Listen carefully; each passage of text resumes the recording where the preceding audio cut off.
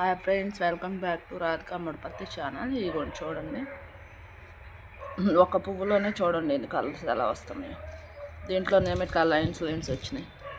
మళ్ళీ అదే కొమ్మకి చూడండి ఫుల్ కలర్లో వస్తుంది. చాలా బాగున్నాయి. ఒకటి ఈ కలర్లో ఉంది, ఇదేమో అచ్చం ఎల్లో వస్తుంది. ఇది చూడండి, హాఫ్ అండ్ హాఫ్ వచ్చింది చూడండి. చూసారా, ఒక్క దాంట్లోనే ఎన్ని వేరియేషన్స్.